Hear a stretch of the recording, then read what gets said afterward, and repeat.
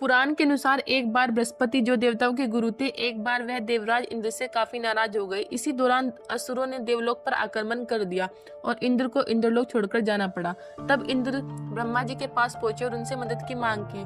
तब ब्रह्मा जी ने कहा कि इंद्रदेव, आपको किसी ब्रह्मज्ञानी की सेवा करनी चाहिए। तब इंद्र एक ब्रह्मज्ञानी व्यक्ति की सेवा करने लगे, लेकिन वो इस बात से अनजान थे कि उस ब्रह्मज्ञानी की माता असुर थी। माता का असुरों के प्रति विशेष लगाव था। ऐसे में इंद्रदेव द्वारा अर्पित सारी हवन सामग्री जो देवताओं को अर्पित की जाती थी, वह ब्रह्मज्ञानी असुरों को चढ़ाया करती थी। इससे इंद्र की सेवा भंग हो गई। जब इंद्र को यह बात पता चली तो वे बहुत नाराज हुए। उन्होंने उस ब्रह्मज्ञानी की हत्या कर दी। हत्या करने के पहले इंद्रदेव उस ब्रह्मज्ञानी को गुरु मानते थे और गुरु की हत्या करना घोर पाप है। इसी कारण उन पर ब्रह्म हत्या का दोष भी लग गया।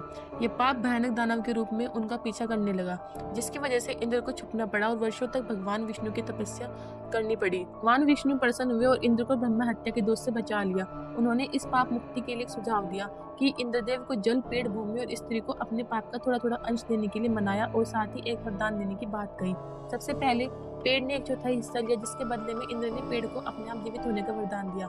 इसके बाद जल ने 1/4 हिस्सा लिया, बदले में जल को अन्य वस्तुओं को पवित्र करने का वरदान दिया। इसके बाद भूमि ने ब्रह्म हत्या का दोष इंद्रदेव से लिया, बदले में वरदान दिया कि भूमि पर आने वाली कोई भी चोट उससे कोई असर नहीं होगा।